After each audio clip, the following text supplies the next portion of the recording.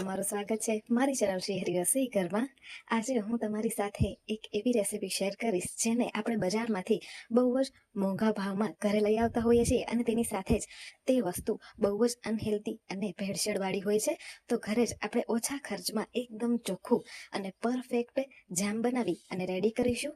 Mix fruit જામ તો તમે ઘણા ખાધા હશે, પણ આજે આપણે આલુમાંથી જામ બનાવી અને રેડી કરીશું। અત્યારે માર્કેટ્સમાં, સુપરમાર્કેટ્સ, મોલમાં આરામથી આલુ આપણને મળી જતા હોય છે, કારણ કે તેની સિઝન છે, તેનાથી ખૂબ જ સરળતાથી ઓછા ભાવમાં જ અવેલેબલ થઈ જતા હોય છે। તો ચાલો રેસીપી શરૂ કરીએ। તો આલુનું જામ બનાવવા માટે સૌ પ્રથમ મેં અહીંયા 1 કિલોથી થોડા ઓછા આલુ લઈ લીધા છે અને અહીંયા તમે જોઈ શકો છો કે મેં પાકા આલુનો ઉપયોગ કર્યો છે। તમારી પાસે આ પ્રકારે લાલ કલરના આલુ હોય તો પણ તમે લઈ શકો છો, પણ લાલ આલુથી તમારો જામનો જે કલર છે તે થોડો લાઇટ પિંક જેવો થશે, તે પણ હશે તો ચાલશે, પણ પાક્કા તમને જો બજારમાંથી મળે તો તમારે તેનો જ ઉપયોગ કરવો। હવે આપણે 2 થી 3 વખત સાફ પાણી વડે આલુને સારી રીતે ધોઈ લઈશું। આલુના ઉપરની જેટલી પણ ગંદકી છે તેને આપણે બંને હાથ વડે ઘસી અને સાફ કરી લઈશું પાણી વડે। આ જામ માત્ર 2 જ વસ્તુથી બની અને રેડી થઈ જતું હોય છે। ખૂબ જ સરળ છે બનાવવું અને ખાવામાં પણ ખૂબ જ ટેસ્ટી જેવું લાગે છે। ઘરમાં કોઈને પણ ખબર પણ નહીં પડે કે તમે આ જામ ઘરે બનાવી અને રેડી કર્યું છે। હવે આપણે બધા જ આલુને સારી રીતે લોઈ લઈશું। તેના પર પાણીનો ભાગ બિલકુલ પણ ન રહે તે વાતનું આપણે ખાસ ધ્યાન રાખવાનું। થોડુંક પણ તમારું પાણી જો આલુની ઉપર રહી ગયું તો તમે 12 મહિના માટે સ્ટોર નહીં કરી શકો જામને। એક કરતા બધા જ મેં આલુને સરસ એવા ડ્રાય કરી લીધા છે। ત્યારબાદ હવે આપણે તેના નાના નાના ટુકડામાં પીસીસ કટ કરી લઈશું। બિયાનો ભાગ અલગ કરતા જઈશું અને સરસ એવા ટુકડામાં કટ કરતા જઈશું। બજારમાં મોટી સાઈઝના આલુ પણ મળતા હોય છે, તે અવેલેબલ હોય તો પણ તમે તેને પણ ઉપયોગમાં લઈ શકો છો।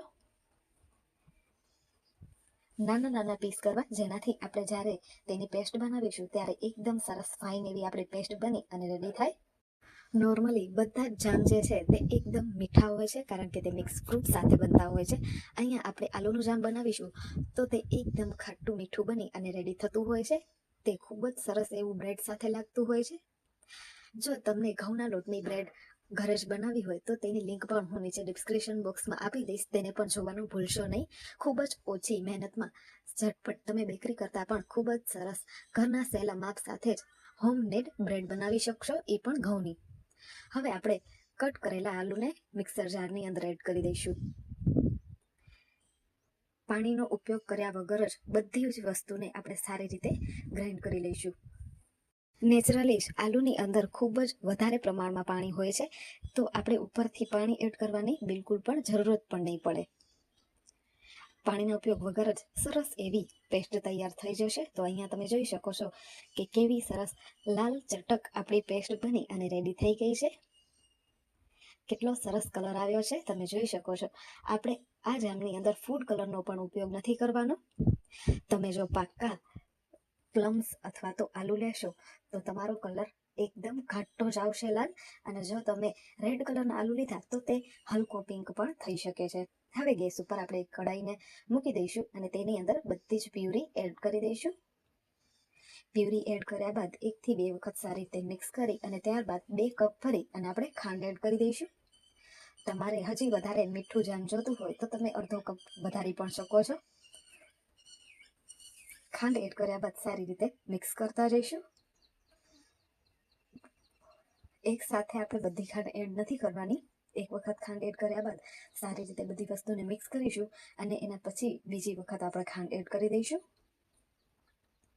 અહીંયા તમે જોઈ શકો છો કે અત્યારે આપણું જામનું જે ટેક્સચર છે તે તમને લૂઝ અથવા તો લિક્વિડ જેવું લાગતું હશે, પણ જેમ જેમ આપણી ખાંડ તેની અંદર મેલ્ટ થતી જશે અને જેમ જેમ આલુ પણ આપણા કૂક થતા જશે તેમ તેમ તે ખૂબ જ ઝડપથી ઘટ અને બહાર જેવું જ બની અને રેડી થશે। બીજો કપ પણ મેં અહીંયા ખાંડનો એડ કરી દીધો છે અને તેને પણ એડ કર્યા બાદ આપણે સારી રીતે મિક્સ કરી લઈશું। ખરેખર કોઈને પણ વિશ્વાસ નહીં આવે કે આપણે આ જામની અંદર 1 ચપટી જેટલો પણ ફૂડ કલર એડ નથી કર્યો। પાક્કા આલુથી આવો જ સરસ લાલ ચટક કલર આવતો હોય છે। તો અહીંયા હું તમને 2 થી 3 સ્ટેજ બતાવીશ જામના। તો પહેલું સ્ટેજ તો આપણે શુગર મેલ્ટ કરી એનું હતું, આ બીજું સ્ટેજ છે જ્યાં આપણું જામ સરસ એવું ઘટ થઈ ગયું છે। અને અહીંયા તમે ત્રીજા સ્ટેજમાં જોઈ શકો છો કે આપણા આ જામની ઉપર જરા પણ બબલ્સ કે કંઈ રહ્યું નથી. એટલે આ સ્ટેજ ઉપર આપણે ગેસની ફ્લેમને ઓફ કરી દઈશું. જો તમે આ સ્ટેજ ઉપર વધારે કૂક કરી નાખશો તો બહુ થીક આપણું જામ બની જશે. આ સ્ટેજના ઉપર જ તમારે ગેસની ફ્લેમને ઓફ કરી દેવાની અને તેને પૂરેપૂરું રૂમ ટેમ્પરેચર પર આવવા દેવાનું. તો અહીંયા તમારે ચેક કરવું હોય કે તમારું જામ પરફેક્ટ છે કે નહીં, તો તમે જોઈ શકો છો કે ચમચાને કેટલી સરસ કોટિંગ કરી રહ્યું છે. તેનો મતલબ છે કે તમારું જામ એકદમ પરફેક્ટ રેડી છે. હવે આપણે રેડી થયેલા જામને ઠંડુ થવા દઈશું. તો અહીંયા તમે જોઈ શકો છો કે આપણું જેમ જે છે તે સરસ એવું ઠંડુ થઈ ગયું છે. અને ઠંડુ થયા બાદ તમે જોઈ શકો છો કે કેટલું થીક થઈ ગયું છે. અને હજી જ્યારે આપણે કાચની બોટલની અંદર સ્ટોર કરીશું અને ફ્રીજમાં મૂકીશું ત્યારે તો તે બહાર જેવું જ બની જશે. જો તમારી પેસ્ટ એકદમ ફાઇન ન થઈ હોય અને જામની અંદર થોડાક પણ તમને છાલ કે એનો ભાગ દેખાતો હોય તો તમે ચાળણી વડે ચાળી અને ત્યારબાદ સ્ટોર કરી શકો છો. અહીંયા તમે જોઈ શકો છો કે ચમચાને કેટલું સરસ રીતે કોટ કરી લીધું છે. અને હવે આપણે તેને એક પ્લેટની અંદર 2 થી 3 ટીપા એડ કરી અને હું તમને બતાવીશ કે કેટલું સરસ થીક આપણું જેમ બની અને રેડી થયું છે. તમે પણ જ્યારે ઘરે બનાવો ત્યારે આ ટ્રીક સાથે જ ચેક કરજો કેટલું સ્લોલી આપણું જેમ જે છે તે નીચેની તરફ આવી રહ્યું છે. જો બહુ લિક્વિડ ફોર્મ હશે તો તે તરત જ નીચે લસરી આવશે અને થીક હશે તો તે ધીમે ધીમે નીચે પડશે.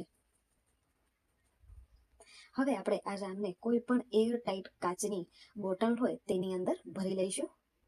તો કાચની બોટલને તમારે પહેલા 1 થી 2 વખત સાફ પાણી વડે ધોવાની, ત્યારબાદ તેને તડકામાં 1 થી 2 કલાક માટે મૂકી દેવાની અને ત્યારબાદ જ તેની અંદર જામ એડ કરવાનું.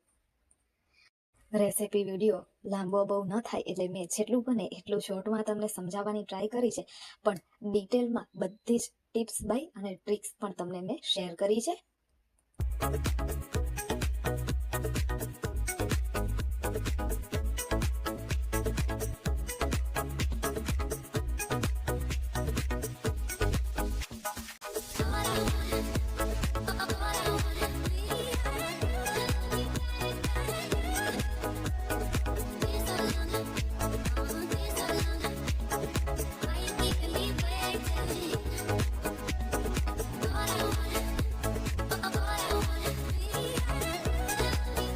રેડી થયેલા જેમને તમે ફ્રીજની અંદર 12 મહિના સુધી સ્ટોર કરી શકો છો.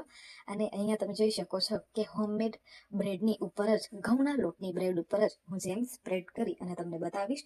તમે જોઈ શકો છો કેટલું સરસ બહાર જેવું જ બની અને આપણું જામ તૈયાર થયું છે. તો તમને મારી આજની આ રેસીપી કેવી લાગી એ મને જરૂરથી જણાવજો. આજ માટે આટલું જ. ફરી મળીશું નવી રેસીપી સાથે.